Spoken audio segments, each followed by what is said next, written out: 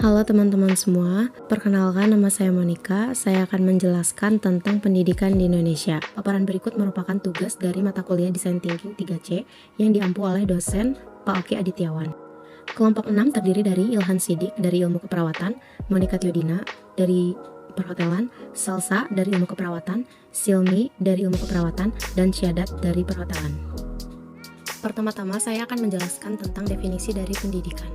Pendidikan adalah pembelajaran pengetahuan, keterampilan, dan kebiasaan sekelompok orang yang diturunkan dari satu generasi ke generasi berikutnya, melalui pengajaran, pelatihan, atau penelitian. Pendidikan sering terjadi di bawah bimbingan orang lain, tetapi juga memungkinkan secara otodidak. Definisi ini diambil dari Wikipedia. Pertanyaannya, kenapa pendidikan itu penting? Apa saja permasalahannya? Apa faktor-faktor dari permasalahannya? Dan apa solusi untuk mengatasi permasalahan tersebut? Menurut Oprah Winfrey, education is the key to unlocking the world, a passport to freedom. Yang berarti, pengetahuan adalah sebuah kunci emas untuk membuka dunia dan menuju kebebasan. Faktanya memang pendidikan sangat penting, karena pendidikan digunakan sebagai alat bertahan hidup, mensejahterakan kehidupan dan memajukan negara, serta menciptakan perdamaian di dunia.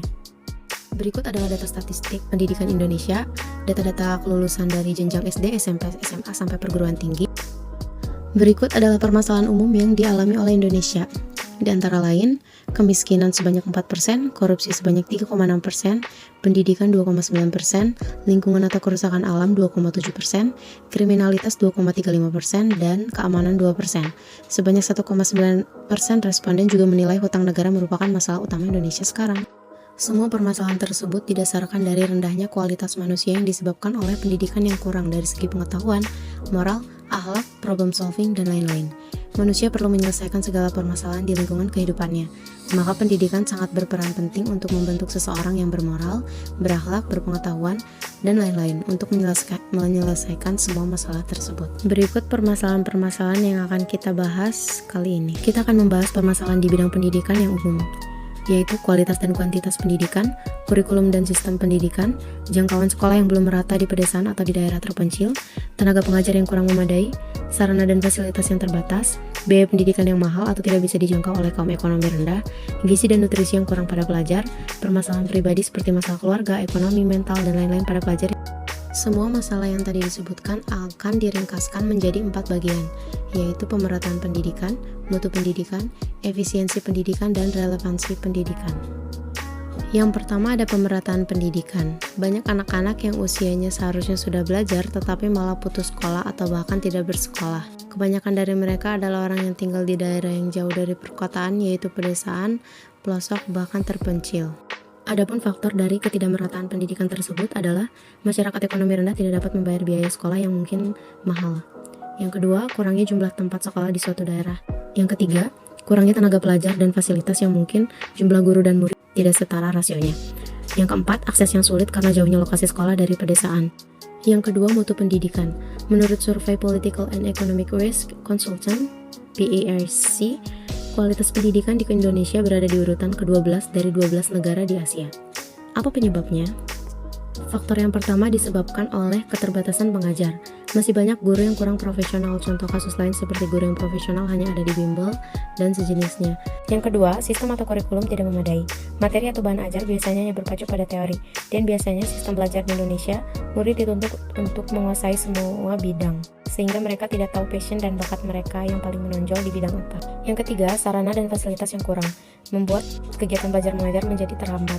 Yang keempat, minimnya jumlah sekolah khusus untuk kaum difabel beserta fasilitas khususnya, padahal mereka mempunyai hak untuk mendapat pendidikan yang layak.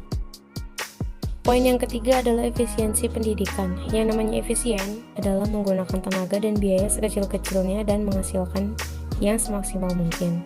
Biaya yang dikeluarkan pemerintah terkadang tidak sesuai dan tidak efisien, dan yang dikorbankan pun terkadang salah sasaran atau terpakai untuk hal yang tidak sesuai atau tidak berguna. Berikut faktor-faktornya. Contoh kasus adalah dana beasiswa untuk siswa yang tidak mampu dan berprestasi, malah dipakai untuk siswa yang mungkin ekonominya tergolong sederhana atau malah lebih tinggi, dan itu sangat tidak adil.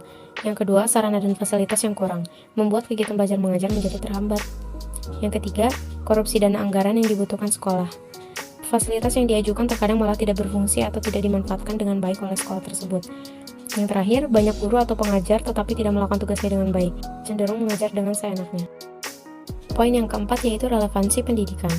Bagaimana relevansi pendidikan di Indonesia? Mungkin bisa dibilang relevansinya sangat rendah, terbukti dari ranking 10 terbawah Indonesia dalam survei PISA. Angka pengangguran pun masih terbilang tinggi. Semua yang diajarkan di SD, SMP, SMA tidak seutuhnya terpakai untuk kebutuhan industri, sehingga terlihat output dari sistem pendidikan Indonesia belum semaksimal yang diharapkan. Berikut adalah faktor-faktornya. Yang pertama, status lembaga pendidikan sendiri masih bermacam-macam kualitasnya. Yang kedua, sistem pendidikan tidak pernah menghasilkan luaran siap pakai. Yang ada ialah siap kembang. Yang terakhir, tidak memiliki peta acuan kriteria yang harus dimiliki yang dibutuhkan industri. Setelah mengetahui permasalahan-permasalahan tadi, apakah ada solusi untuk menyelesaikan masalah tersebut? Untuk solusi pasti ada, dan malah beberapa solusi ada yang sudah direalisasikan oleh pemerintah. Yang pertama, membangun gedung sekolah seperti SD Impres atau ruangan belajar. Yang kedua, menggunakan gedung sekolah untuk double shift, sistem bergantian pagi dan sore. Yang ketiga, SD kecil pada daerah terpencil. Yang keempat, sistem guru kunjung. Yang kelima, SMP terbuka.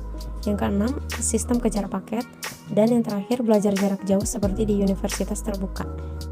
Kelompok kami juga telah mendiskusikan beberapa solusi baru berdasarkan internet dan beberapa opini-opini masyarakat yang berada di sosial media. Yang pertama, seleksi yang rasional untuk masuk ke perguruan tinggi dan seleksi ketat untuk penerima beasiswa. Yang kedua, penyempurnaan kurikulum. Diutamakan untuk mengarahkan siswa untuk mengetahui potensi diri atau skill yang dia punya. Dibekali materi tentang finansial, relasi, berpikir kritis, tentang karir, dan ilmu agama untuk akhlak yang lebih baik. Selanjutnya, prioritaskan daerah yang memang butuh sarana belajar, buat dana menjadi lebih efisien, terutama mungkin di daerah seperti di Papua dan daerah-daerah pedalaman lainnya.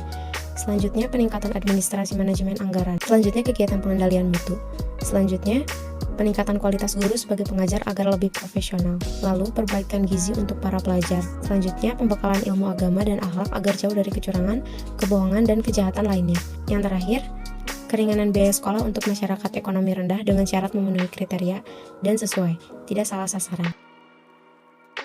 Jadi, kesimpulannya, pendidikan adalah hal yang sangat penting dalam kehidupan manusia, khususnya untuk bertahan hidup dan menyelesaikan masalah dalam hidupnya. Tetapi untuk di Indonesia, pendidikan masihlah terbilang minim dibandingkan dengan negara lain. Faktanya Indonesia berada di peringkat 10 terbawah dalam PISA. Hal tersebut banyak disebabkan oleh beberapa masalah dan faktor. Pada intinya, pendidikan Indonesia kurang pemetaan, kurang efisien, dan kurang relevan, dan mutunya pun kurang. Masalahnya ada pada beberapa pihak seperti pemerintah, tenaga pengajar, dan pada masyarakat atau siswa. Masalahnya pun terbagi menjadi beberapa aspek, dan umumnya masalahnya ada pada dana atau biaya. Ada masalah, ada juga solusi. Ada sebagian yang sudah terrealisasikan, ada juga yang mungkin masih dalam proses.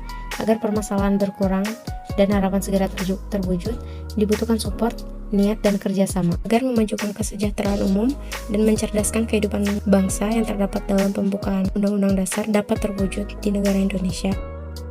Sekian pembahasan yang dapat kami sajikan, semoga bermanfaat bagi kami dan bagi semua orang yang melihatnya. Mohon maaf bila ada kesalahan. Sekian dan terima kasih.